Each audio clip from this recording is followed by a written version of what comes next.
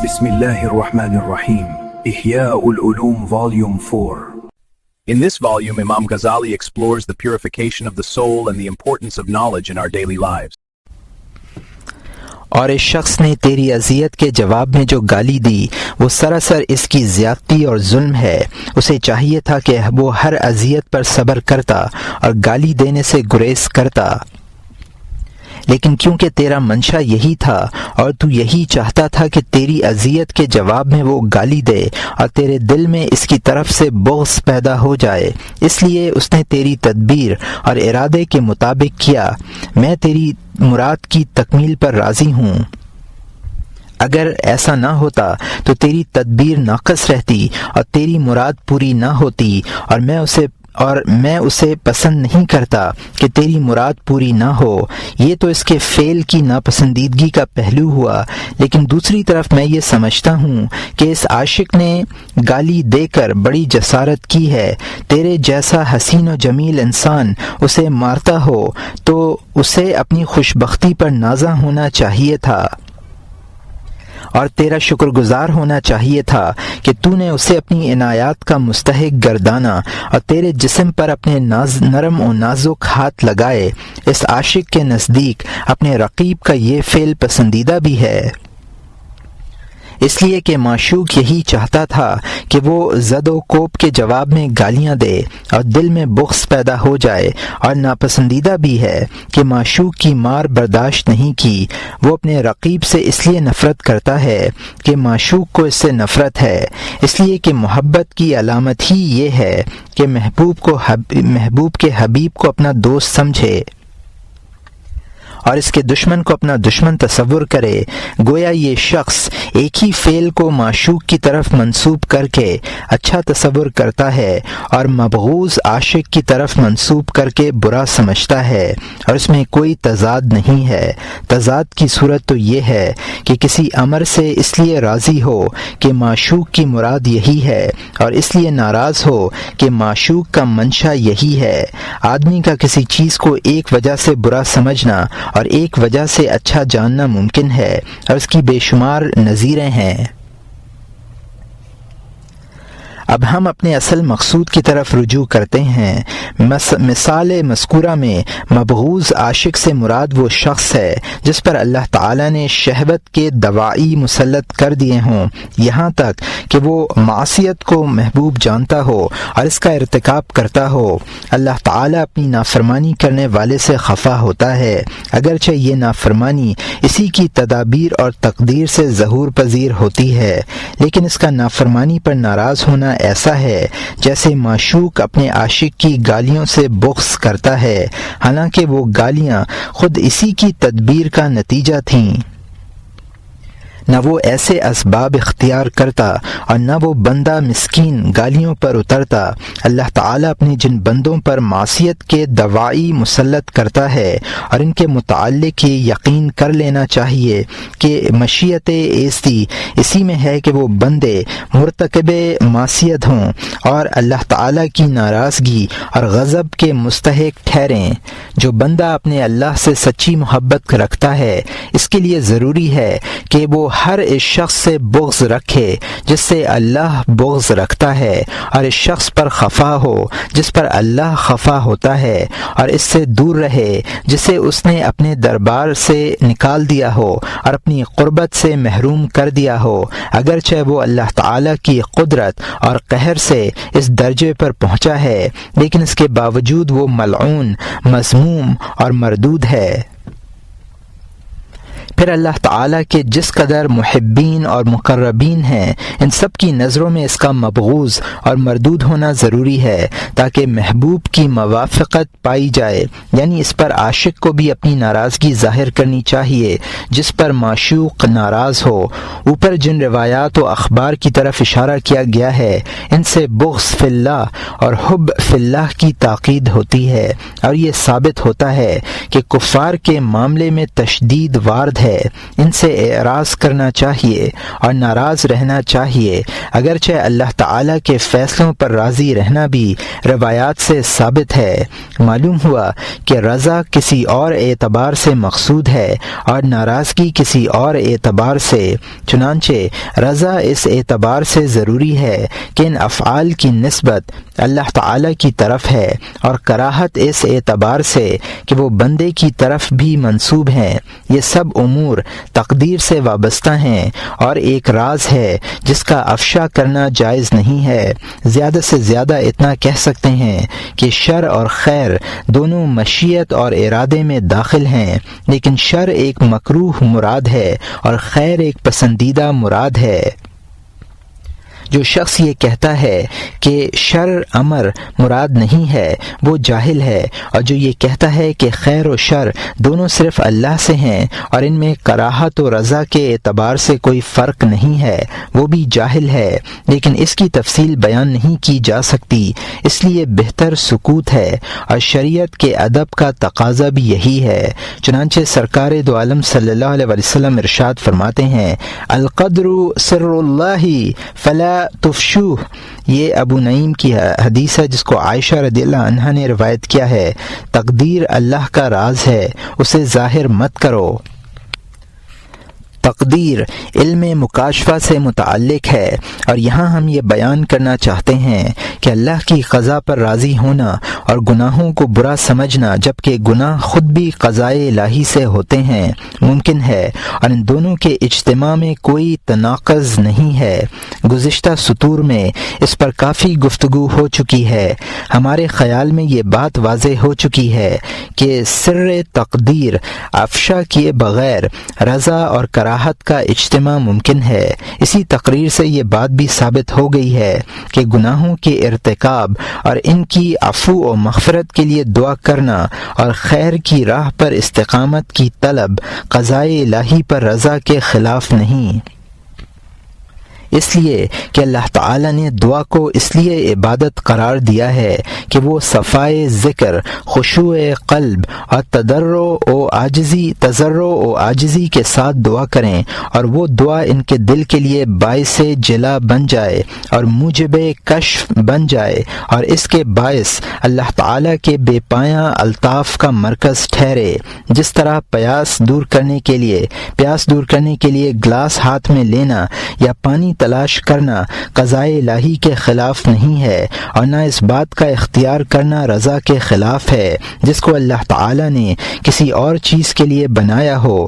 اسی طرح دعا بھی ایک سبب ہے، اور اللہ تعالیٰ نے اسے جلائے قلب کے لیے کنجی اور صفائے قلب کا باعث بنایا ہے۔ اب اگر کوئی دعا کرتا ہے تو یہ رضائے الہی کے خلاف کیسے ہوگا؟ ہم پہلے بھی لکھ چکے ہیں کہ اللہ تعالیٰ کی سنت جاریہ کے مطابق اسباب اختیار کرنا توکل کے منافی نہیں ہے۔ یہ بحث باب التوکل میں گزر چکی ہے۔ اسی طرح دعا بھی رضا کے منافی نہیں ہے، کیونکہ رضا مقام کے اعتبار سے توکل کے نہایت قریب ہے۔ البتہ مصیبت کا اظہار کرنا اور شکایت کے طور پر پریشانیوں کا تذکرہ کرنا اور دل میں اللہ تعالیٰ کی طرف سے انہیں برا سمجھنا رضا کے خلاف ہے، اور شکر کے طور پر مصائب کا اظہار اور اللہ تعالیٰ کی قدرت و عظمت کے بیان کے لیے اپنی پریشانیوں کا ذکر رضا کے مخالف نہیں ہے۔ چنانچہ بعض سلف صالحین کہتے ہیں کہ اللہ تعالیٰ کی قضا پر حسن رضا یہ ہے کہ کبھی شکایت کے طور پر گرمی کے دنوں میں یہ نہ کہے کہ یہ گرم دن ہے، ہاں اگر موسم سرما میں کہے گا تو اسے شکر سمجھا جائے گا۔ شکایت ہر حال میں رضا کے خلاف ہے۔ اسی طرح کھانوں کی برائی کرنا اور ان میں عیب نکالنا بھی اللہ تعالی کی قضا کے خلاف ہے، کیونکہ صنعت کی مذمت صانع کی مذمت ہے، اور تمام چیزیں اللہ تعالی ہی کی بنائی ہوئی ہیں۔ کہنے والے کا یہ کہنا کہ فقر مصیبت اور آزمائش ہے اور اولاد رنج و پریشانی ہے اور پیشہ تکلیف و مشقت ہے تو یہ بھی رضا کے خلاف سمجھا جائے گا، بلکہ تدبیر کو مدبر کے سپرد کرنا اور ملک کو صاحب ملک کے حوالے کرنا ہی رضا ہے۔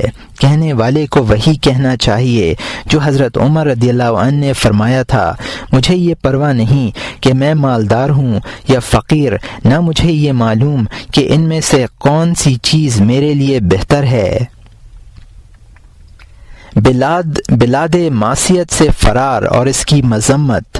بعض کمزور عقل رکھنے والے لوگ یہ کہتے ہیں کہ سرکار دو عالم صلی اللہ علیہ وآلہ وسلم کے اس فرمان کے بموجب جس میں آپ نے طاعون زدہ شہر سے نکلنے سے منع فرمایا ہے، یہ بھی ضروری ہے کہ شہر سے بھی راہ فرار اختیار نہ کی جائے جہاں معاصی ظہور پذیر ہو رہے ہوں، اس لیے کہ جس طرح طاعون زدہ علاقے سے بھاگنا اللہ تعالی کی قضا سے فرار ہے، اسی طرح شہر معصیت سے فرار ہونا بھی اللہ تعالی کے فیصلے کے خلاف کرنا ہے۔ شہر معصیت کو بلدہ طاعون پر قیاس کرنا صحیح نہیں ہے، بلکہ طاعون زدہ علاقے سے بھاگنا اس لیے ممنوع ہے کہ بالفرض تندرست لوگ شہر سے کوچ کر جائیں اور وہ لوگ باقی رہ جائیں جو مرض میں گرفتار ہیں، تو ان کی خبرگیری کون کرے گا؟ بیچارے قسم پرسی کے عالم میں ہلاک ہو جائیں گے۔ اسی لیے سرکار دو عالم صلی اللہ علیہ وسلم نے طاعون سے بھاگنے کو میدان جہاد سے بھاگنے کے مشابہ قرار دیا ہے۔ اگر اس کی وجہ یہی ہوتی جو ضعیف العقل نے تصور کی ہے، یعنی قضائے الہی کے خلاف ہے، تو اس شخص کو واپسی کی اجازت کیوں دی جاتی جو شہر کے قریب پہنچ چکا ہو اور ابھی شہر میں داخل نہ ہو سکا ہو؟ ہم نے اس موضوع پر کتاب التوکل میں بحث کی ہے۔ اس سے معلوم ہوا کہ طاعون زدہ علاقوں سے بھاگنے کی علت شہر معصیت سے فرار ہونے کی علت سے مختلف ہے، اور یہ رضا سے فرار نہیں ہے، بلکہ جس چیز سے بھاگنا ضروری ہے اس سے بھاگنا بھی حکم الہی میں داخل ہے۔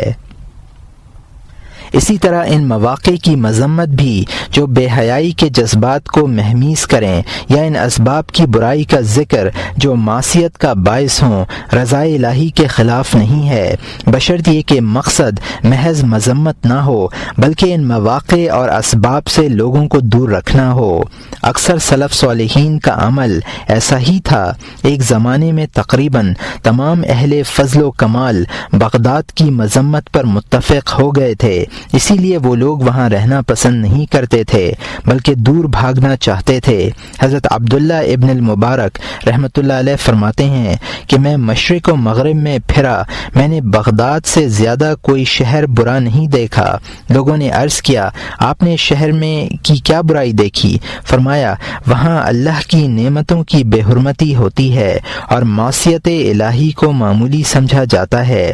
جب آپ خراسان تشریف لائے تو لوگوں نے آپ سے دریافت کیا کہ آپ نے بغداد میں کیا دیکھا؟ فرمایا، میں نے وہاں غضبناک سیاہی، حسرت زدہ تاجر اور حیران و پریشان قاری کے علاوہ کسی شخص کو نہیں دیکھا۔ یہ گمان نہ کرنا چاہیے کہ حضرت عبداللہ ابن المبارک رحمۃ اللہ علیہ نے غیبت کی ہے، یہ غیبت نہیں ہے، کیونکہ آپ نے کسی خاص متعین شخص کا نام نہیں لیا اور نہ اس کی برائی کر کے اسے نقصان پہنچایا، بلکہ آپ کا مقصد لوگوں کو متنبہ کرنا تھا کہ وہ بغداد کی رہائش سے بچیں۔ جب آپ مکہ مکرمہ کا قصد فرماتے تو بغداد میں صرف 16 روز ٹھہرتے تاکہ قافلہ تیار ہو سکے، اور 16 روز کی مدت کے عوض 16 دینار خیرات فرماتے تاکہ 1 دینار ان کے 1 روز کے قیام کا کفارہ بن سکے۔ بزرگوں کے ایک گروہ نے جس میں حضرت عمر ابن عبدالعزیز، کعب الاحبار وغیرہ ہیں، عراق کی مذمت کی ہے۔ حضرت عبداللہ ابن عمر رضی اللہ عنہ نے اپنے ایک آزاد کردہ غلام سے دریافت کیا کہ تو کہاں رہتا ہے؟ اس نے عرض کیا، عراق میں۔ فرمایا، تو وہاں کیا کرتا ہے؟ مجھے بتلایا گیا ہے کہ جو لوگ وہاں رہائش پذیر ہیں وہ کسی نہ کسی مصیبت میں مبتلا ہوتے ہیں۔ کعب الاحبار نے ایک مرتبہ عراق کا ذکر کرتے ہوئے کہا کہ شہر کے 10 حصوں میں سے 9 حصے عراق میں ہیں اور ان میں سے ایک لا علاج درد ہے۔ ایک بزرگ کا یہ قول بھی نقل کیا گیا ہے کہ خیر کے 10 حصے ہیں، ان میں سے 9 حصے شام میں ہیں اور 1 حصہ عراق میں ہے۔ ایک بزرگ محدث فرماتے ہیں کہ ایک روز ہم حضرت فضیل ابن ایاز رحمۃ اللہ علیہ کی مجلس میں بیٹھے ہوئے تھے کہ ایک شخص آیا جس نے عبا پہن رکھی تھی۔ حضرت فضیل ابن ایاز رحمۃ اللہ علیہ نے اس کا اعزاز فرمایا اور اسے اپنے قریب جگہ دی اور دریافت فرمایا کہ تم کہاں رہتے ہو؟ اس نے کہا میں عراق میں سکونت پذیر ہوں۔ یہ سن کر آپ نے منہ پھیر لیا اور فرمایا کہ لوگ ہمارے پاس راہبوں کا لباس پہن کر آتے ہیں اور جب ہم ان سے پوچھتے ہیں کہ وہ کہاں رہتے ہیں تو ان کا جواب یہ ہوتا ہے کہ ظالموں کے آشیانے میں۔ حضرت بشر ابن الحارث رحمۃ اللہ علیہ فرماتے ہیں کہ بغداد کے عابدوں کی مثال ایسی ہے جیسے پاخانے میں بیٹھ کر عابد بنے ہوں۔ آپ یہ بھی فرماتے تھے کہ یہاں رہنے میں میری اقتدا مت کرو، جو باہر جانا چاہے وہ جا سکتا ہے۔ حضرت امام احمد حنبل رحمۃ اللہ علیہ فرماتے ہیں کہ اگر ان بچوں کا تعلق ہم سے نہ ہوتا تو یہ شہر چھوڑ دیتے۔ لوگوں نے دریافت کیا کہ یہ شہر چھوڑ کر آپ کہاں تشریف لے جاتے؟ فرمایا غاروں میں۔ ایک بزرگ سے کسی نے بغداد کے متعلق دریافت کیا، فرمایا بغداد کا زاہد بھی پختہ ہے اور بدکار بھی پکا ہے۔ ان روایات سے ثابت ہوتا ہے کہ اگر کسی شہر میں معاصی کی کثرت ہو جائے تو وہاں ٹھہرنا ضروری نہیں ہے، بلکہ شہر سے ہجرت کر کے کسی اور جگہ قیام کرنے کی گنجائش ہے۔ اللہ تعالیٰ کا ارشاد ہے الم تکن ارض اللہ واسعۃ فتہاجروا فیہا، پارہ نمبر 5 رکوع نمبر 11 آیت نمبر 96۔ وہ کہتے ہیں کیا خدا تعالی کی زمین وسیع نہ تھی تم کو جو ترک وطن کر کے اس میں چلا جانا چاہیے تھا؟ اگر اہل و عیال کے باعث ہجرت نہ کر سکے تو بادل نہ خواستہ رہے اور اس شہر میں رہ کر قلبی سکون محسوس نہ کرے اور دل برداشتگی کے ساتھ یہ دعا کرتا ہے ربنا اخرجنا من هذه القرية الظالم اهلها، پارہ نمبر 5 رکوع نمبر 7 آیت نمبر 75۔ اے ہمارے پروردگار ہم کو اس بستی سے باہر نکال جس کے رہنے والے سخت ظالم ہیں۔ اس کی وجہ یہ ہے کہ جب ظلم عام ہوتا ہے تو مصیبتیں نازل ہوتی ہیں اور تمام رہنے والوں کو تباہ و برباد کر دیتی ہیں، اور وہ لوگ بھی نرغے میں آ جاتے ہیں جو بے قصور ہوتے ہیں اور جن کا شمار اللہ تعالیٰ کے اطاعت گزار بندوں میں ہوتا ہے۔ اللہ تعالیٰ کا ارشاد ہے واتقوا فتنة لا تصیبن الذین ظلموا منکم خاصہ، پارہ نمبر 9 رکوع نمبر 17 آیت نمبر 25۔ اور تم ایسے وبال سے بچو کہ جو خاص انہی لوگوں پر واقع نہ ہوگا جو تم میں ان گناہوں کے مرتکب ہوتے ہیں۔ بہرحال نقص دین کے اسباب میں رضائے مطلق مقصود نہیں ہے، بلکہ صرف اس اعتبار سے رضا مقصود ہے کہ ان کی نسبت اللہ تعالی کی طرف ہے۔ کون سا شخص افضل ہے؟ اہل علم کا ان 3 شخصوں کی فضیلت کے سلسلے میں اختلاف ہے جو 3 مقامات پر فائز ہوں۔ ایک وہ شخص جو دیدار الہی کے لیے موت کا اشتیاق رکھتا ہو، اور دوسرا شخص وہ جو اپنے آقا کی خدمت و اطاعت کے لیے زندگی کو محبوب سمجھتا ہو، اور تیسرا وہ شخص جو یہ کہتا ہو کہ میری اپنی پسند کچھ نہیں ہے، میں وہ پسند کرتا ہوں جو اللہ تعالیٰ میرے لیے پسند کرتا ہے، اور میں اس امر پر راضی ہوں جس پر اللہ تعالی راضی ہے۔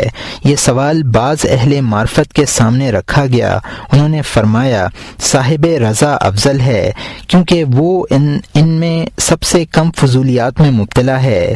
ایک دن وہیب ابن الورد، سفیان ثوری اور یوسف ابن اسبات رحمہم اللہ تعالی کا اجتماع ہوا۔ حضرت سفیان ثوری رحمۃ اللہ علیہ نے فرمایا کہ میں آج سے پہلے موت کو برا جانتا تھا لیکن اب میں مر جانا چاہتا ہوں۔ یوسف ابن اسبات رحمۃ اللہ علیہ نے اس اچانک خواہش کی وجہ دریافت کی، فرمایا میں فتنے سے ڈرتا ہوں۔ یوسف نے کہا میں تو طول بقا کو برا نہیں سمجھتا۔ حضرت سفیان رحمۃ اللہ علیہ نے پوچھا کیوں؟ فرمایا تاکہ مجھے کسی دن عمل صالح اور حسن توبہ کی توفیق ہو سکے۔ وہیب ابن الورد سے پوچھا گیا آپ کیا کہتے ہیں؟ فرمایا میں کچھ کچھ نہیں چاہتا۔ میرے نزدیک محبوب تر بات وہ ہے جو اللہ تعالیٰ کو محبوب ہے۔ حضرت سفیان ثوری نے ان کی دونوں آنکھوں کے درمیان بوسہ دیا اور فرمایا، رب کعبہ کی قسم، یہی روحانیت ہے۔ محبین خدا کی حکایات، اقوال اور مکاشفات۔ کسی عارف سے پوچھا گیا کہ آپ محب ہیں؟ انہوں نے جواب دیا، نہیں، میں محب نہیں ہوں بلکہ محبوب ہوں۔ محب تو معتوب ہوتا ہے۔ انہی بزرگ سے کسی نے عرض کیا کہ آپ 7 میں سے ایک ہیں؟ انہوں نے فرمایا، میں 7 میں سے ایک نہیں ہوں بلکہ 7 کا مجموعہ ہوں۔ یہ بھی فرمایا کرتے تھے کہ اگر تم نے مجھے دیکھ لیا تو سمجھ لو کہ 40 ابدال کو دیکھ لیا۔ لوگوں نے عرض کیا، یہ کیسے ممکن ہے؟ آپ فرد واحد ہیں، آپ کو دیکھنا 40 افراد کے دیکھنے کے برابر کیسے ہو سکتا ہے؟ انہوں نے جواب دیا، اس لیے کہ میں نے 40 ابدال کی زیارت کی ہے اور ہر شخص سے اس کا ایک مخصوص خلق اور خاص تعلیم حاصل کی ہے۔ ان سے پوچھا گیا کہ ہمیں بتلایا گیا ہے کہ آپ حضرت خضر علیہ السلام کی زیارت سے مشرف ہوئے ہیں۔ یہ سن کر آپ مسکرائے اور فرمایا، خضر کو دیکھنے پر حیرت کیسی؟ حیرت اس شخص پر ہونی چاہیے خضر جس کی زیارت کی تمنا کرتے ہوں اور وہ ان سے اوجھل رہتا ہو۔ حضرت خضر علیہ السلام سے نقل کیا گیا ہے، فرماتے ہیں کہ جس دن بھی میرے دل میں یہ خیال پیدا ہوا کہ اب روئے زمین پر اللہ کا کوئی ولی ایسا نہیں رہا جسے میں نہ جانتا ہوں، اسی دن میری ملاقات کسی ایسے ولی سے ہوئی ہے جسے میں نہیں جانتا تھا۔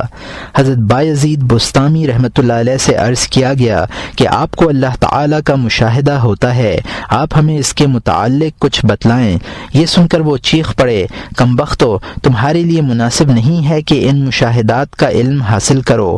لوگوں نے عرض کیا، اچھا آپ ہمیں اللہ کے سلسلے میں اپنے سخت ترین مجاہدہ نفس سے باخبر کریں۔ فرمایا، یہ بھی جائز نہیں ہے۔ لوگوں نے کہا، تب آپ ہمیں اپنی ابتدائی ریاضت ہی کے متعلق کچھ بتلائیں۔ فرمایا، ہاں یہ بتلاتا ہوں۔ پہلے میں نے اپنے نفس کو اللہ تعالیٰ کی طرف بلایا اور اس پر زبردستی کی اور اپنے آپ کو یہاں تک مجبور کیا کہ میں 1 سال تک پانی نہیں پیوں گا اور نہ 1 برس تک سوؤں گا۔ میرے نفس نے اس عہد کی پابندی کی۔ یحییٰ ابن معاذ رحمۃ اللہ علیہ سے مروی ہے کہ انہوں نے بایزید بستامی رحمۃ اللہ علیہ کو عشاء کی نماز کے بعد سے فجر تک اپنے بعض مشاہدات کے دوران اس حال میں دیکھا ہے کہ وہ پنجوں کے بل بیٹھے ہوئے ہیں، ایڑیاں زمین سے اٹھی ہوئی ہیں، تھوڑی سینے پر ہے، آنکھیں مسلسل کھلی ہوئی ہیں۔ اس کے بعد انہوں نے صبح کے وقت سجدہ کیا اور دیر تک سجدے میں پڑے رہے، پھر سجدے سے اٹھے اور یہ دعا کی، اے اللہ، بعض لوگوں نے تجھ سے پانی پر چلنے اور ہوا میں اڑنے کی طاقت مانگی، تو نے انہیں یہ طاقت بخشی، وہ اسے پا کر خوش ہوئے۔ میں اس طرح کی خواہشات سے تیری پناہ چاہتا ہوں۔ بعض لوگوں نے یہ چاہا کہ وہ زمین کو لپیٹ کر رکھ دیں، تو نے انہیں اس قوت سے نوازا، وہ اس سے خوش ہوئے۔ میں اس خواہش سے تیری پناہ کا خواستگار ہوں۔ بعض لوگوں نے تجھ سے زمین کے خزانوں کا مطالبہ کیا، تو نے ان کا مطالبہ پورا فرمایا اور انہیں زمین کے خزانے عطا کیے۔ میں ان خزانوں سے تیری پناہ مانگتا ہوں۔ راوی کہتے ہیں، انہوں نے اولیاء اللہ کی تقریباً 20 کرامات شمار کرائیں، پھر اپنا رخ پھیرا اور مجھے دیکھ کر فرمایا، اے یحییٰ۔ میں نے عرض کیا، فرمائیے جناب والا۔ فرمایا، تم یہاں کب سے ہو؟ میں نے عرض کیا، کچھ عرصے سے۔ آپ یہ سن کر خاموش ہو گئے۔ میں نے عرض کیا، محترم، آپ اس سلسلے میں کچھ بیان فرمائے۔ فرمایا، میں تمہیں اسی قدر بتلاؤں گا جس قدر تمہارے لیے مفید ہوگا۔ اللہ تعالی نے مجھے فلک اسفل میں داخل کیا، پھر اسفلی ملکوت میں پھرایا اور مجھے زمینوں اور تحت الثری کی سیر کرائی، پھر فلک اعلیٰ میں داخل کیا اور مجھے آسمانوں کی سیر کرائی اور جنتوں سے عرش تک جو کچھ آسمانوں میں موجود ہے مجھے اس کی زیارت کرائی۔ اس کے بعد مجھے اپنے سامنے کھڑا کیا اور فرمایا، جو نعمتیں تم نے دیکھی ہیں ان میں سے جو نعمت چاہو مانگ سکتے ہو میں تمہیں عطا کروں گا۔ میں نے عرض کیا، پروردگار عالم، میں نے ایسی کوئی چیز نہیں دیکھی جسے اچھا سمجھ کر میں تجھ سے مانگوں۔ اللہ تعالی نے فرمایا، تو میرا سچا بندہ ہے، تو صرف میری رضا کے لیے عبادت کرتا ہے، میں تیرے ساتھ ایسا معاملہ کروں گا۔ یحییٰ ابن معاذ رحمۃ اللہ علیہ کہتے ہیں مجھے یہ سن کر شدید وحشت ہوئی اور دل بے چین ہو گیا، چنانچہ میں نے اپنی وحشت دور کرنے کے لیے عرض کیا کہ آپ نے معرفت الہی کا سوال کیوں نہ کر لیا؟ آپ کو تو ملک الملوک نے سوال کا حکم دیا تھا، آپ کو اس کا حکم مانتے ہوئے کچھ نہ کچھ ضرور مانگنا چاہیے تھا۔ حضرت بایزید بستامی رحمۃ اللہ علیہ یہ سن کر مجھ پر سخت برہم ہوئے اور ڈانٹنے کے انداز میں فرمایا، خاموش رہ۔ مجھے اپنے نفس پر اللہ تعالی سے غیرت آئی کہ اسے اس کے سوا بھی کوئی پہچانے۔ مجھے یہ بات اچھی نہیں لگتی کہ کسی دوسرے کو بھی اس کی معرفت ہو۔ روایت ہے کہ ابو تراب نجشی اپنے کسی مرید پر بہت زیادہ ناز کرتے تھے، اسے اپنے قریب بٹھلاتے تھے، اس سے محبت کرتے تھے اور اس کی خدمت کرتے تھے۔ وہ عبادت میں مشغول رہتا تھا۔ ایک دن ابو تراب نے اس سے فرمایا کہ بایزید بستامی رحمۃ اللہ علیہ کی خدمت میں حاضری دیا کر۔ اس نے کہا کہ مجھے ان کی ضرورت نہیں ہے۔ جب ابو تراب نے بہت زیادہ اصرار کیا اور کہا کہ کاش تو بایزید بستامی سے تعلق پیدا کرتا، یہ سن کر وہ مرید جوش میں آ گیا اور کہنے لگا کہ میں ابو یزید کا کیا کروں گا؟ میں نے اللہ تعالیٰ کو دیکھا کہ اس نے مجھے بایزید بستامی سے بے نیاز کر دیا ہے۔ ابو تراب فرماتے ہیں کہ اس کی اس بات سے میری طبیعت متقدر ہو گئی، میں اپنے آپ پر قابو نہ رکھ سکا اور کہنے لگا، کیا تو اللہ تعالیٰ کو دیکھنے پر مغرور ہو گیا ہے؟ اگر تو بایزید کو ایک بار دیکھے گا تو یہ اللہ تعالیٰ کو 70 بار دیکھنے کے مقابلے میں تیرے لیے زیادہ مفید ہے۔ یہ سن کر وہ مرید حیران رہ گیا اور کہنے لگا، یہ کیسے ممکن ہے؟ ابو تراب نے کہا، کم بخت، تجھے معلوم نہیں کہ جب تو اللہ تعالیٰ کو اپنے پاس دیکھتا ہے تو وہ تیری مقدار کے مطابق ظاہر کرتا ہے، اور جب بایزید بستامی کے پاس ظہور کرتا ہے تو اس کی مقدار کے مطابق کرتا ہے۔ میری یہ بات اس کی سمجھ میں آ گئی اور کہنے لگا کہ مجھے ان کے پاس لے کر چلیے۔ یہ پورا واقعہ نقل کرنے کے بعد ابو تراب نے فرمایا کہ ہم ایک ٹیلے پر جا کر کھڑے ہو گئے اور یہ انتظار کرنے لگے کہ ابو یزید بستامی اپنے ٹھکانے سے باہر تشریف لائیں۔ آپ کا قیام ایک ایسے مقام پر تھا جہاں درندوں کی کثرت تھی۔ اسی دوران موصوف اپنی پوستین کمر پر ڈالے ہوئے گزرے۔ میں نے نوجوان سے کہا، یہ ابو یزید ہیں، ان کی زیارت کر لو۔ نوجوان نے دیکھا اور چیخ مار کر گر پڑا۔ ہم نے اسے حرکت دینا چاہا تو معلوم ہوا کہ وہ مر چکا ہے۔ ابو یزید بستامی رحمۃ اللہ علیہ نے اس کی تدفین میں ہمارے ساتھ تعاون کیا۔ میں نے حضرت سے عرض کیا، محترم، آپ کے دیدار نے اسے ہلاک کر ڈالا۔ موصوف نے فرمایا، نہیں، بلکہ تمہارا دوست سچا تھا، اس کے دل میں ایک راز پنہا تھا جس پر وہ مطلع نہیں ہو سکا تھا۔ جب اس نے ہمیں دیکھا تو وہ راز اس پر آشکارا ہو گیا اور اس کا بوجھ برداشت نہ کر سکا، کیونکہ ابھی اس کی ارادت ضعیف تھی۔ جب زنگی لشکر بصرے میں داخل ہوا اور اس نے وہاں تباہی و بربادی پھیلا دی، قتل و غارت گری کی، تو حضرت سہل تستری رحمۃ اللہ علیہ کے کچھ مرید ان کے پاس آئے اور کہنے لگے کہ آپ اللہ تعالیٰ سے دعا کریں کہ یہ لوگ اس شہر سے دفع ہو جائیں۔ آپ یہ سن کر کچھ دیر خاموش رہے۔ اس کے بعد فرمایا کہ شہر میں اللہ تعالیٰ کے کچھ بندے ایسے ہیں کہ اگر وہ ظالموں کے لیے بد دعا کر دیں تو اللہ تعالیٰ ایک ہی رات میں ان کا خاتمہ کر دے اور کوئی ظالم زندہ نہ بچے، مگر وہ بد دعا نہیں کرتے۔ لوگوں نے پوچھا، کیوں؟ فرمایا، جو چیز اللہ تعالیٰ کو اچھی معلوم نہیں ہوتی وہ انہیں بھی اچھی نہیں لگتی۔ اس کے بعد انہوں نے قبولیت دعا سے متعلق چند باتیں بیان فرمائیں جن کے ذکر کی یہاں گنجائش نہیں ہے، یہاں تک کہ آپ نے فرمایا، اگر یہ لوگ اللہ تعالیٰ سے قیامت برپا نہ ہونے کی دعا مانگیں تو ان کی یہ دعا بھی قبولیت سے سرفراز ہو۔ یہ حقائق ہیں، ان کا انکار نہیں کیا جا سکتا۔ جس شخص کو ان امور سے کچھ بہرا نہ ہو، اس کو کم از کم ان کی تصدیق اور ایمان سے خالی نہ ہونا چاہیے، یعنی ان کے امکان کی تصدیق ضرور کرے، اس لیے کہ اللہ تعالیٰ کی قدرت وسیع، فضل عام اور ملک و ملکوت کے عجائب بے شمار ہیں۔ اس کی مقدورات کی کوئی انتہا نہیں ہے اور برگزیدہ بندوں پر اس کا افضل فضل و احسان بے پایاں ہے۔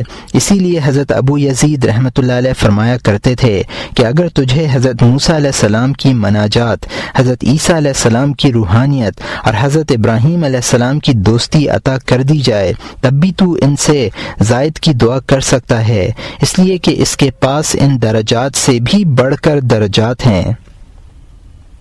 اگر تو کسی درجے پر پہنچ کر ٹھہر گیا تو باقی درجات خود بخود تجھ سے محجوب ہو جائیں گے، لیکن یہ حجاب ان لوگوں کے لیے ہے جو ان بزرگوں کا سا حال رکھتے ہیں، اس لیے کہ یہ عظیم درجات ہیں۔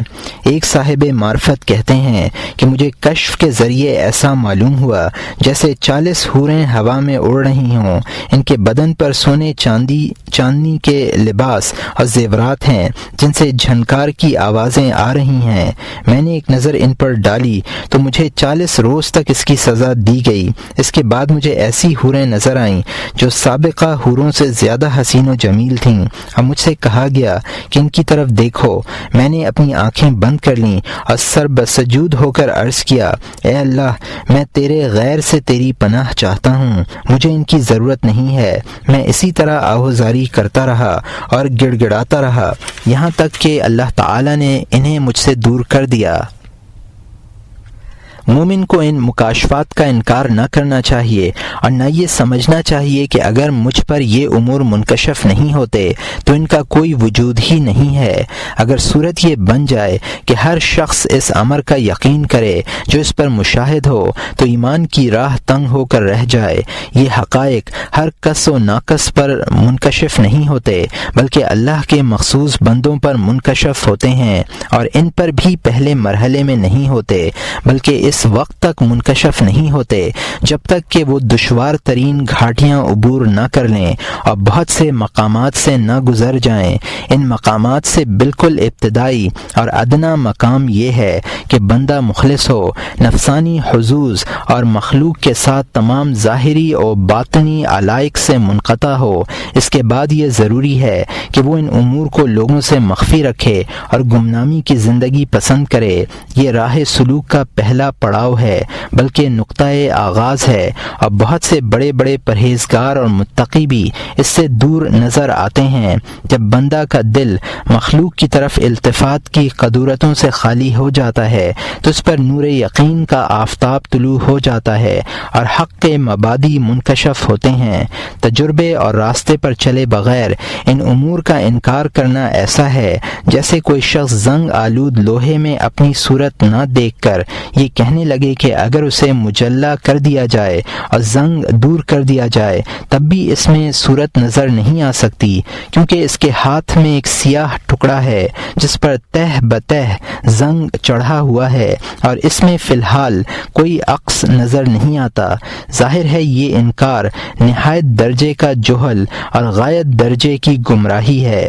یہی حال ان تمام لوگوں کا ہے جو اولیاء اللہ کی کرامات کا انکار کرتے ہیں۔ وہ بیچارے مشاہدے سے عاجز ہیں، جیسے یہ شخص زنگ آلود آئینے میں اپنا چہرہ دیکھنے سے عاجز ہے۔ اللہ تعالی کی قدرت کے انکار کی یہ بدترین بنیاد ہے۔ مکاشفات کی خوشبو تو وہ شخص بھی سونگھ لیتا ہے جو راستے کے مبادی میں چند قدم اٹھاتا ہے۔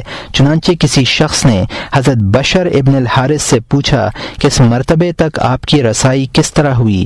آپ نے فرمایا، میں اللہ تعالی سے اپنا حال مخفی رکھنے کی درخواست کیا کرتا تھا۔ روایت ہے کہ آپ نے حضرت خضر علیہ السلام کو دیکھا اور ان سے عرض کیا کہ آپ میرے لیے اللہ تعالی سے دعا فرمائیں۔ انہوں نے کہا، اللہ تعالی تمہارے لیے اپنی اطاعت کی راہ آسان کرے۔ میں نے عرض کیا، مزید دعا کریں۔ فرمایا، اللہ تعالی تیری پردہ پوشی کرے۔ کہا گیا ہے کہ اس کے معنی یہ ہیں کہ اللہ تعالی تجھے مخلوق سے پوشیدہ رکھے، اور بعض یہ کہتے ہیں کہ اللہ تعالی کو تجھ سے دور رکھے یہاں تک کہ تو کسی کی طرف التفات نہ کر پائے۔ ایک بزرگ سے منقول ہے کہ انہیں حضرت خضر علیہ السلام کی زیارت کا بڑا اشتیاق تھا۔ ایک روز انہوں نے اللہ تعالی سے دعا کی انہیں حضرت خضر علیہ السلام مل جائیں تاکہ وہ ان سے کوئی اہم بات سیکھ سکیں۔ چنانچہ ان کی دعا قبول ہوئی۔ ملاقات کے موقع پر انہوں نے حضرت خضر علیہ السلام سے عرض کیا، اے ابو العباس، آپ مجھے ایسا ورد بتلا دیں کہ جب میں اسے پڑھوں تو لوگوں کی نگاہوں سے اوجھل ہو جاؤں۔ انہوں نے مجھے اس دعا کی تلقین فرمائی، اللہم اسبل علی کثیف سترک وحتی علی سرادقات حبک واجعلنی فی مکنونی غیبک واحجبنی عن قلوب خلقک۔ اے اللہ، مجھ پر اتنا گہرا پردہ ڈال اور میرے اوپر اپنے حجابات کے شامیانے تان، اور مجھے اپنے غیب میں پوشیدہ کر، اور مجھے اپنی مخلوق کے دلوں سے محجوب کر۔ اس کے بعد آپ غائب ہو گئے، پھر میں نے کبھی آپ کو نہیں دیکھا اور نہ کبھی دل میں دیکھنے کا اشتیاق پیدا ہوا، تاہم میں نے اس ورد کا التزام رکھا جس کی انہوں نے تلقین فرمائی تھی۔ اس دعا کی مجھ پر یہ تاثیر ہوئی کہ زمانے بھر میں ذلیل و خوار ہوا، یہاں تک کہ بعض ذمی بھی میرا مذاق اڑانے سے نہیں چوکتے تھے اور زبردستی مجھے اپنا مزدور بنا دیتے تھے۔ بچے الگ میرا مذاق اڑاتے، لیکن مجھے اس ذلت و رسوائی میں اور گمنامی کی زندگی میں سکون ملتا تھا۔ اولیاء اللہ کے احوال کا کچھ اور ذکر، یہ تھا اولیاء اللہ کا حال، اور ایسے ہی لوگوں میں اللہ تعالیٰ کے محبوب بندوں کی جستجو ہونی چاہیے۔ فریب خوردہ لوگ انہیں پیوند زدہ بوسیدہ گدڑیوں اور عباؤں میں ڈھونڈتے پھرتے ہیں اور انہیں اللہ کا دوست گردانتے ہیں جو علم و ورع میں معروف ہوں اور جاہ و ریاست میں بلند مرتبہ رکھتے ہوں، حالانکہ اولیاء پر اللہ تعالیٰ کی غیرت کا تقاضا یہ ہے کہ وہ انہیں لوگوں سے مخفی رکھے۔ چنانچہ ایک حدیث قدسی میں وارد ہے کہ میرے اولیاء میری قبا کے نیچے ہیں، انہیں میرے علاوہ کوئی نہیں جانتا۔ سرکار دو عالم صلی اللہ علیہ وسلم کا ارشاد ہے، رب عشعث اخبر ذی تمرین لا یوبہ لہ لو اقسم علی اللہ لا ابرہ۔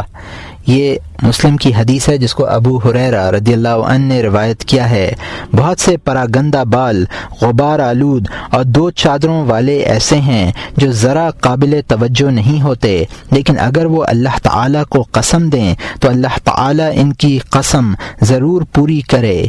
ان معانی کی خوشبوؤں سے وہ محروم رہتے ہیں جو متکبر ہوں، خود پسند ہوں، اپنے علم و عمل پر نازاں اور مفتخر ہوں، اور وہ لوگ ان خوشبوؤں سے زیادہ قریب ہوتے ہیں جو منکسر ہوں، اپنے نفوس کی ذلت سے آشنا ہوں اور خود کو اس قدر ذلیل تصور کرتے ہوں کہ اگر ذلیل و رسوا کیے جائیں تو انہیں ذلت و رسوائی کا احساس نہ ہو، جیسے وہ غلام کوئی ذلت محسوس نہیں کرتا جس سے اس کا آقا بلند مقام پر بیٹھا ہوا ہو۔ جب بندے کا یہ حال ہو جاتا ہے کہ وہ ذلت کو ذلت نہیں سمجھتا اور اس کے دل میں ذلت کی طرف کوئی التفات باقی نہیں رہتا، بلکہ اس کے نزدیک اس کا مرتبہ تمام ذلتوں سے بھی کمتر ہو، حتیٰ کہ تواضع اور انکساری اس کی طبیعت ثانیہ اور مزاج کی خصوصیت بن جائے، تو یہ توقع کی جا سکتی ہے کہ وہ ان خوشبوؤں کے مبادی سے آشنا ہو سکے گا۔ اگر ہمارے پاس ایسا دل نہ ہو اور ہم اس روح سے محروم ہوں تو یہ مناسب نہیں ہے کہ ہم ان لوگوں کو بھی ان کرامات کا اہل سمجھیں جو ان کے مستحق ہیں۔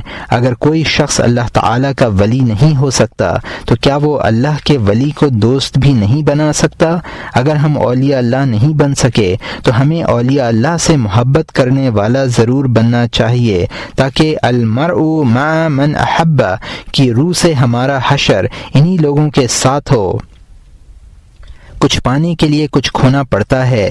حضرت موسیٰ علیہ السلام نے ایک مرتبہ اپنی قوم بنی اسرائیل سے پوچھا کہ کھیتی کہاں ہوتی ہے؟ لوگوں نے عرض کیا زمین میں۔ فرمایا کہ میں تم سے سچ کہتا ہوں کہ حکمت بھی انہی دلوں میں پیدا ہوتی ہے جو زمین جیسے ہو جائیں۔ اللہ تعالیٰ کی ولایت کے طالب شرائط ولایت کی تلاش میں اس طرح سرگرداں رہے کہ انہوں نے اپنے نفسوں کو ذلت و خست کے انتہا پر پہنچا دیا۔ چنانچہ حضرت جنید بغدادی رحمۃ اللہ علیہ کے استاد ابن الکریبی کے بارے میں بیان کیا جاتا ہے کہ ایک مرتبہ کسی شخص نے انہیں اپنے گھر پر مدعو کیا۔ جب وہ اس شخص کے دروازے پر پہنچا تو اس نے انہیں بھگا دیا۔ آپ تھوڑی ہی دور چلے تھے کہ اس نے پھر بلایا۔ جب وہ قریب آئے تو پھر دھتکار دیا۔ اس نے 3 بار یہی عمل کیا۔ چوتھی مرتبہ آپ کو اپنے گھر میں لے گیا اور عرض کیا کہ میں نے آپ کی تواضع کا امتحان لینے کے لیے یہ حرکت کی تھی۔ تھی۔ انہوں نے فرمایا 30 برس تک میرے نفس نے ذلت پر راضی رہنے کی ریاضت کی ہے، یہاں تک کہ اب میں ایک پالتو کتے کی طرح ہو گیا ہوں، جسے دھتکارا جائے تو بھاگ جائے اور ہڈی ڈال دی جائے تو واپس آ جائے۔ اگر تم مجھے 50 مرتبہ دھتکار کر بھی بلاتے تو میں آتا۔ انہی بزرگ نے یہ بھی ارشاد فرمایا کہ ایک مرتبہ میں نے ایک محلے میں سکونت اختیار کی، وہاں لوگ نیکی اور فضل و کمال میں میرا نام لینے لگے۔ میرا دل اس صورتحال سے سخت مضطرب اور بے چین ہوا، چنانچہ میں نے اپنے نیک نامی کا داغ دھونے کے لیے یہ تدبیر کی کہ ایک حمام میں گیا اور وہاں رکھا ہوا ایک خوبصورت لباس پہنا اور اس پر اپنی بوسیدہ گدڑی ڈال کر باہر نکلا۔ لوگوں نے میری گدڑی کے نیچے قیمتی لباس کی جھلک دیکھی تو مجھے پکڑ لیا، میرا لباس اتارا اور مجھے اس قدر مارا کہ بے حال کر دیا، تب جا کر میرے دل کو قرار آیا۔ غور کیجئے یہ لوگ اپنے نفسوں کے ساتھ کس طرح کی ریاضتیں کیا کرتے تھے اور کتنی مشقت اٹھاتے تھے۔ ان کا مقصد یہ تھا کہ اللہ تعالیٰ انہیں مخلوق کی طرف دیکھنے سے محفوظ رکھے اور خود اپنی طرف دیکھنے سے بھی بچائے، اس لیے کہ اپنے نفس کی طرف التفات کرنے والا بھی اللہ تعالیٰ سے محجوب ہوتا ہے اور نفس کے ساتھ اشتغال اس کے لیے حجاب بن جاتا ہے۔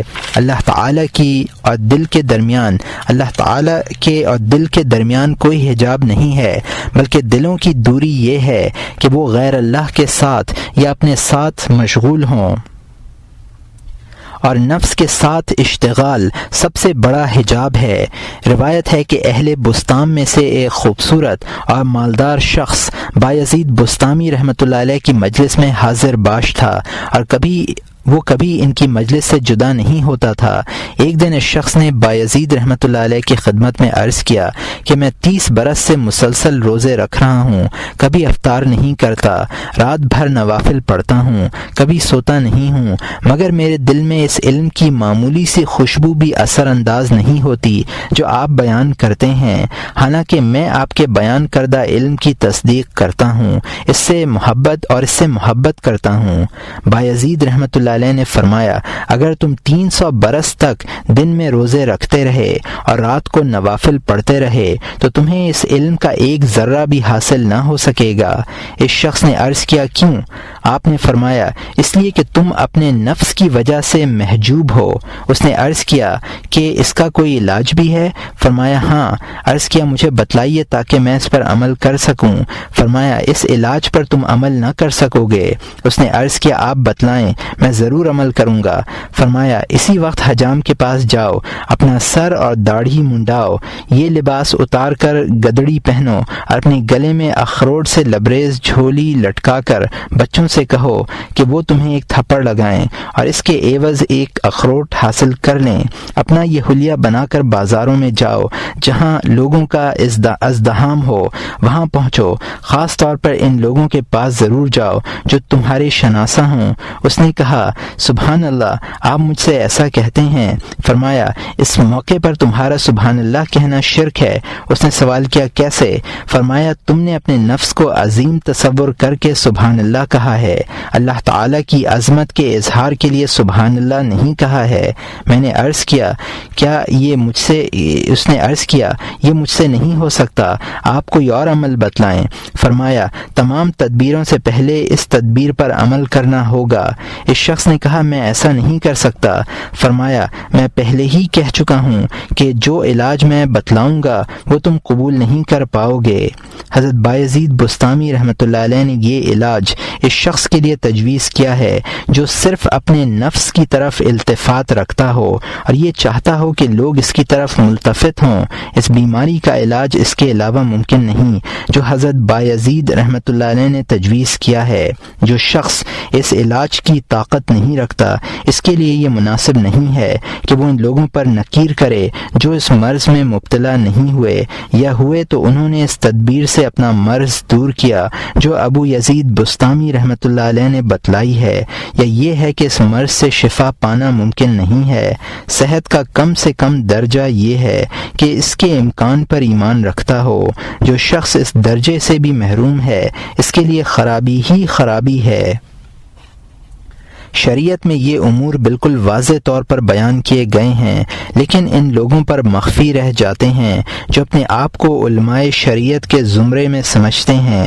سرکار دو عالم صلی اللہ علیہ وسلم ارشاد فرماتے ہیں، لا يستكمل العبد الایمان حتى تكون قلة الشيء احب الیہ من کثرته وحتى يكون الا يعرف احب الیہ من ان يعرف۔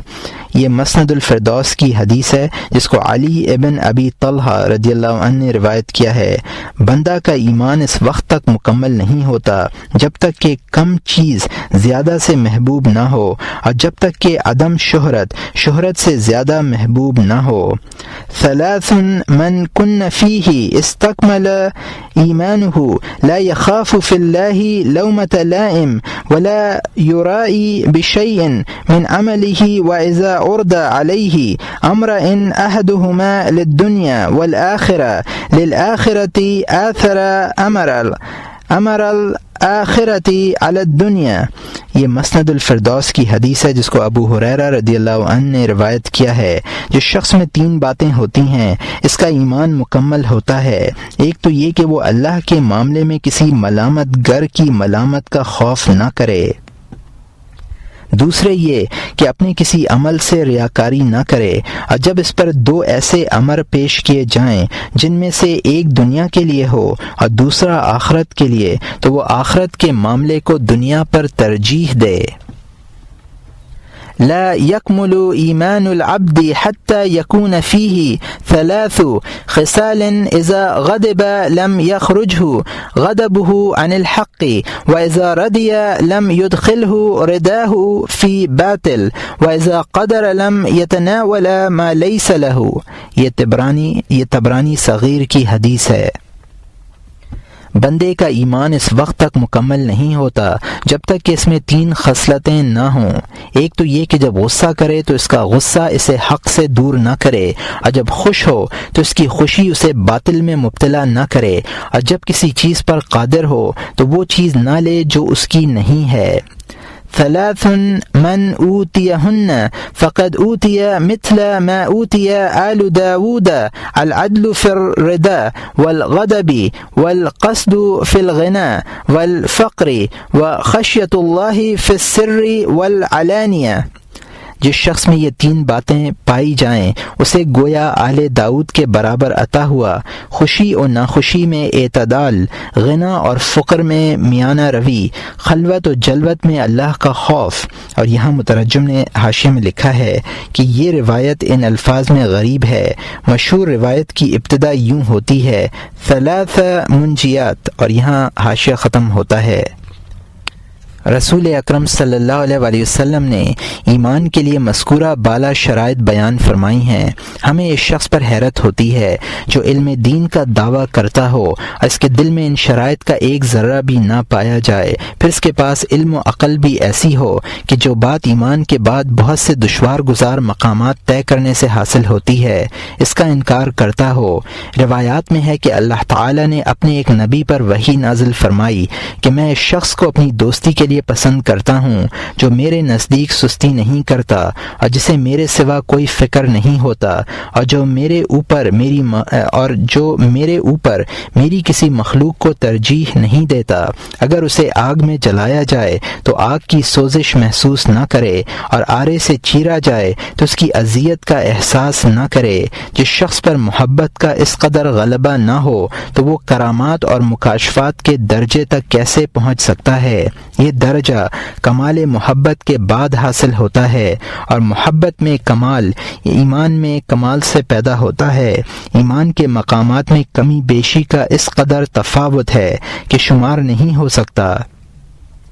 اسی لیے سرکار دو عالم صلی اللہ علیہ وآلہ وسلم نے حضرت ابو بکر الصدیق رضی اللہ عنہ سے ارشاد فرمایا، ان اللہ تعالی قد اعطاک مثل ایمانی کل من امن بی من امتی واعطانی مثل ایمانی کل من آمن من ولد آدم۔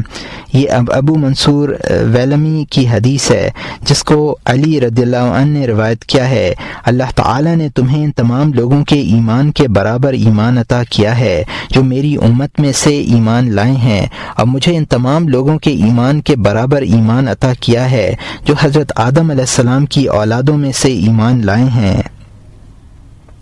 ایک حدیث میں مذکور ہے کہ اللہ تعالیٰ کے 300 سے زائد اخلاق ہیں، جو شخص توحید کے ساتھ ان میں سے ایک خلق لے کر بھی اس سے ملے گا وہ جنت میں داخل ہوگا، اور یہ طبرانی کی حدیث ہے جس کو انس رضی اللہ عنہ نے روایت کیا ہے۔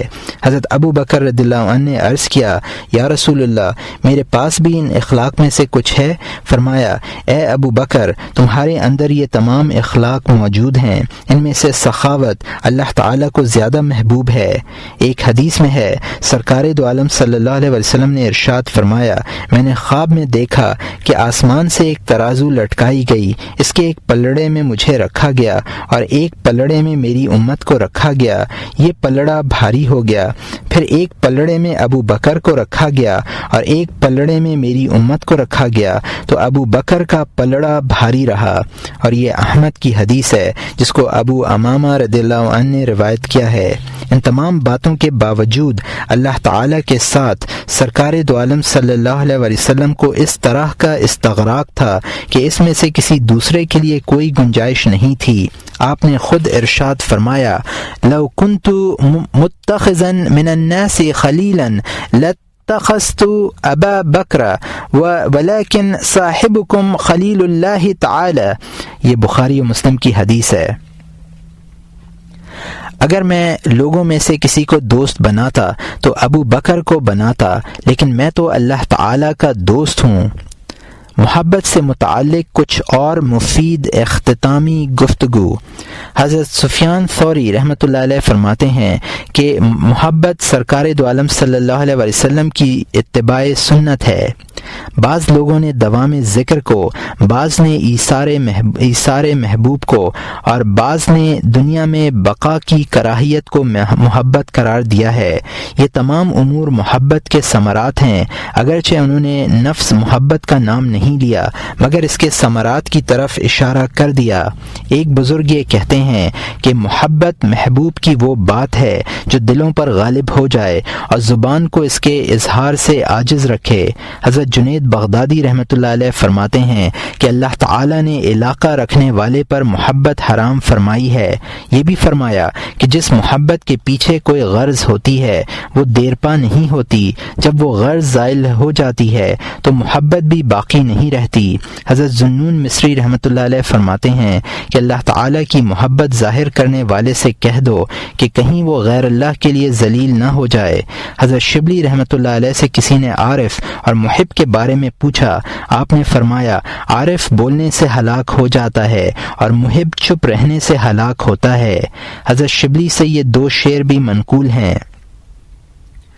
یا ایہا السید الکریم حبک بین الحشا مقیم یا رافع النوم عن جفونی انت بما مربی علیم۔ اے پروردگار عظیم، تیری محبت میرے دل میں گھر کیے ہوئے ہے۔ اے میری آنکھ سے نیند اڑانے والے، جو کچھ مجھ پر گزرتا ہے تو اس سے واقف ہے۔ ایک اور بزرگ نے اسی مضمون کے چند شعر کہے ہیں۔ عجبت لمن يقول ذكرت الألفي وهل أنسى فاذكر ما نسيت أموت إذا ذكرتك ثم أحيا ولولا حسن ظني ما حييت فأحيا بالمنى وأموت شوقا فكم أحيا عليك وكم أموت شربت الحب كاسا بعد كاس فما نفد الشراب وما رويت فليت خياله نسب لعيني فإن قصرت في نظري عميت۔ مجھے اس شخص پر حیرت ہوتی ہے جو یہ کہے کہ تجھے محبوب یاد آیا، کیا میں اسے بھول گیا ہوں کہ یاد کروں؟ میں اس کی یاد میں مرتا ہوں پھر جیتا ہوں۔ اگر میرا حسن ظن نہ ہوتا تو میں زندہ نہ رہتا۔ میں آرزوؤں میں جیتا ہوں اور شوق میں مرتا ہوں۔ میں بار بار تجھ پر مرتا ہوں اور بار بار تیرے لیے جیتا ہوں۔ میں نے محبت کے گلاس پہ گلاس پیے ہیں لیکن نہ شراب ختم ہوئی اور نہ میں سیراب ہوا۔ کیا خوب ہو اگر میری آنکھوں کے سامنے اس کا خیال ہو، پھر اگر میں دیکھنے میں کوتاہی کروں تو اندھا ہو جاؤں۔ ایک مرتبہ حضرت رابعہ بصریہ رحمۃ اللہ علیہ نے فرمایا، کوئی ہے جو ہمیں ہمارے حبیب کا پتہ بتلائے؟ خاتمہ نے عرض کیا، ہمارا حبیب ہمارے ساتھ ہے لیکن دنیا نے ہمیں اس سے دور کر رکھا ہے۔ ابن الجلا رحمۃ اللہ علیہ فرماتے ہیں کہ اللہ تعالیٰ نے حضرت عیسیٰ علیہ السلام پر وحی نازل فرمائی کہ جب میں کسی بندے کے راز پر مطلع ہوتا ہوں اور اس دنیا میں آخرت کی محبت نہیں پاتا تو اسے اپنی محبت سے لبریز کر دیتا ہوں اور اسے اپنی حفاظت میں لے لیتا ہوں۔ کہتے ہیں ایک روز سمنون محبت کے بارے میں گفتگو کر رہے تھے، اچانک ایک پرندہ آپ کے سامنے آ کر بیٹھ گیا اور زمین پر اپنی ٹھونگیں مارنے لگا، یہاں تک کہ اس کی چونچ سے اس قدر خون بہا کہ ہلاک ہو گیا۔ حضرت ابراہیم ابن ادہم رحمۃ اللہ علیہ نے ایک دن بارگاہ الہی میں عرض کیا، اے اللہ تو جانتا ہے جنت میرے نزدیک اس محبت کے مقابلے میں جو تو نے مجھے ازراہ عنایت بخشی ہے اور اس ذکر کے سامنے جس سے میں انس حاصل کرتا ہوں اور اس فراغت کے مقابلے میں جو تو نے مجھے اپنی عظمت میں تدبر کرنے کے لیے عطا کی ہے، ایک مچھر کے حقیر پر کے برابر بھی دنیا نہیں ہے۔ حضرت سری سختی رحمۃ اللہ علیہ فرماتے ہیں، جو شخص اللہ سے محبت کرتا ہے زندہ رہتا ہے اور جو دنیا کی طرف مائل ہوتا ہے ہلاک ہوتا ہے۔ احمق وہ ہے جو صبح و شام لغویات میں پڑا رہے اور عقل مند وہ ہے جو اپنے عیوب کی جستجو کرتا ہو۔ کسی نے حضرت رابعہ رحمۃ اللہ علیہ سے دریافت کیا کہ سرکار دو عالم صلی اللہ علیہ وسلم سے آپ کی محبت کا کیا حال ہے؟ فرمایا، بخدا میں آپ سے بے پناہ محبت کرتی ہوں، لیکن خالق کی محبت نے مجھے مخلوق کی محبت سے روک دیا۔ کسی نے حضرت عیسیٰ علیہ السلام سے افضل اعمال کے بارے میں دریافت کیا، آپ نے فرمایا، اللہ تعالی سے راضی رہنا اور محبت کرنا۔ بایزید بستامی رحمۃ اللہ علیہ فرماتے ہیں کہ محب نہ دنیا سے محبت کرتا ہے اور نہ آخرت سے، وہ صرف اپنے مولا سے محبت کرتا ہے اور مولا سے مولا ہی کو چاہتا ہے۔ شبلی رحمۃ اللہ علیہ فرماتے ہیں کہ لذت میں مدہوشی اور تعظیم میں حیرت کا نام محبت ہے۔ ایک بزرگ کہتے ہیں کہ محبت یہ ہے کہ اپنا نام و نشان مٹا ڈالے، یہاں تک کہ تیرے اندر کوئی چیز ایسی باقی نہ رہے جو تجھ سے تیری طرف راجع ہو۔ یہ بھی کہا گیا ہے کہ خوشی و مسرت کے ساتھ محبوب سے دل کی قربت کو محبت کہتے ہیں۔ خواص رحمۃ اللہ علیہ فرماتے ہیں کہ محبت ارادوں کو مٹا دینے اور تمام صفات و حاجات کو جلا دینے کا نام ہے۔ حضرت سہل رحمۃ اللہ علیہ سے محبت کے بارے میں پوچھا گیا، آپ نے جواب دیا، کسی بندے کی مراد سمجھنے کے بعد اللہ تعالی کا کسی قلب کو اپنے مشاہدے کی طرف منعطف کرنا محبت ہے۔ ایک بزرگ کہتے ہیں کہ محب کا گزر 4 مقامات پر ہوتا ہے: محبت، حیبت، حیا اور تعظیم۔ ان میں سے افضل تعظیم اور محبت ہے، اس لیے کہ ان دونوں مقامات جنت میں اہل جنت کے ساتھ باقی رہیں گے اور باقی مقامات فنا کر دیے جائیں گے۔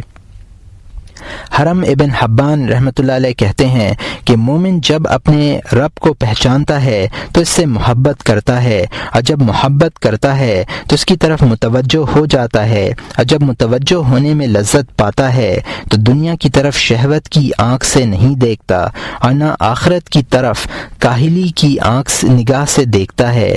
وہ جسم کے ساتھ دنیا میں رہتا ہے اور اس کی روح آخرت میں ہوتی ہے۔ عبداللہ بن محمد رحمۃ اللہ علیہ کہتے ہیں کہ میں نے ایک عبادت گزار عورت کو گریہ وزاری کے دوران یہ کہتے ہوئے سنا کہ بخدا میں زندگی سے تنگ آ گئی، اگر مجھے معلوم ہو جائے کہ کسی جگہ موت فروخت ہو رہی ہے تو میں اسے اللہ تعالی کی محبت میں اور اس کی ملاقات کے شوق میں خرید لوں۔ راوی کہتے ہیں کہ میں نے اس سے پوچھا، کیا تجھے اپنے عمل پر اطمینان ہے؟ اس نے کہا، اطمینان تو نہیں ہے، لیکن مجھے اس سے محبت ہے اور میں اس سے حسن ظن رکھتی ہوں۔ کیا اس صورت میں وہ مجھے عذاب دے گا؟ اللہ تعالیٰ نے حضرت داؤد علیہ السلام پر وحی نازل فرمائی کہ اگر مجھ سے روگدانی کرنے والوں کو معلوم ہو جائے کہ میں ان کا منتظر ہوں، اور یہ جان لیں کہ میں ان کے ساتھ نرمی و محبت کا کیا معاملہ کرنے والا ہوں، اور یہ کہ میں ان کے معاصی ترک کرنے کا کس قدر مشتاق ہوں، تو وہ لوگ مجھ سے ملنے کے شوق میں مر جائیں اور میری محبت میں ان کا جسم کا جوڑ الگ ہو جائے۔ اے داؤد، روگدانی کرنے والوں کے سلسلے میں جب میرا ارادہ یہ ہے تو ان لوگوں کے سلسلے میں میرا کیا ارادہ ہوگا جو میری طرف متوجہ ہیں۔ اے داؤد، بندے کو میری حاجت اس وقت شدید ہوتی ہے جب وہ مجھ سے بے نیازی برتتا ہے، اور اس وقت وہ انتہائی قابل رحم ہوتا ہے جب مجھ سے منہ موڑتا ہے، اور اس وقت نہایت قابل تعظیم ہوتا ہے جب میری طرف لوٹتا ہے۔ ابو خالد الصغار کہتے ہیں کہ ایک نبی کی ملاقات کسی عابد سے ہوئی۔ آپ نے فرمایا، تم لوگ جس بات پر عمل کرتے ہو ہم اس پر نہیں کرتے، تم خوف اور رجا پر عمل کرتے ہو اور ہم محبت و شوق پر۔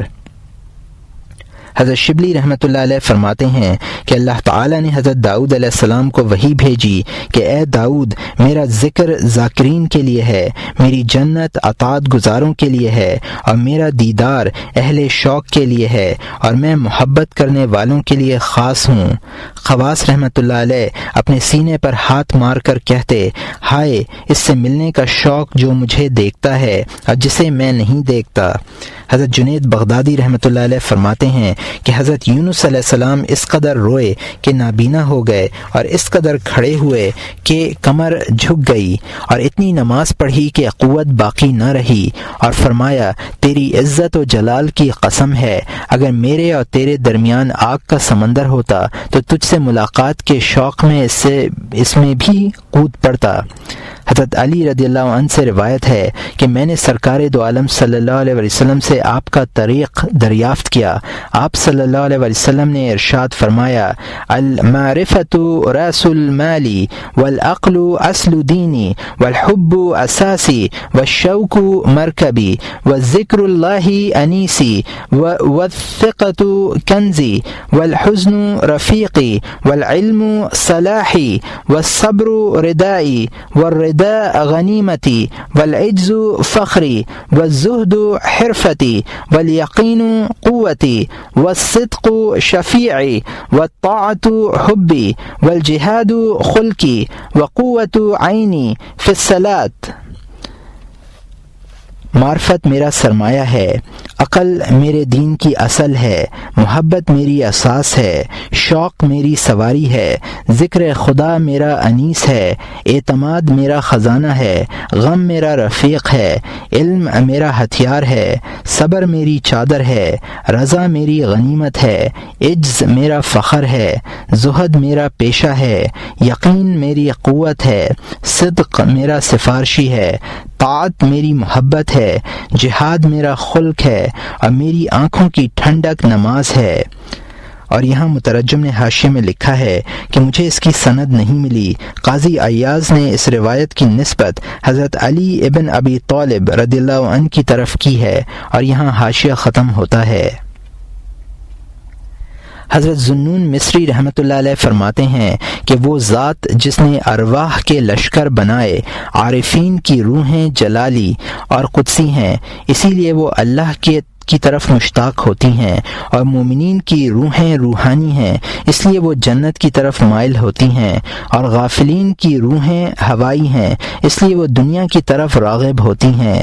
ایک بزرگ کہتے ہیں کہ میں نے گندمی رنگ کا ایک لاغر و نحیف شخص کو دیکھا جو کوہ لکام کے پتھروں پر کودتا پھرتا تھا اور کہتا تھا، الشوق والہوى سیرانی کما ترى، شوق اور خواہش نفس نے مجھے ایسا کر دیا ہے جیسا کہ تو دیکھتا ہے۔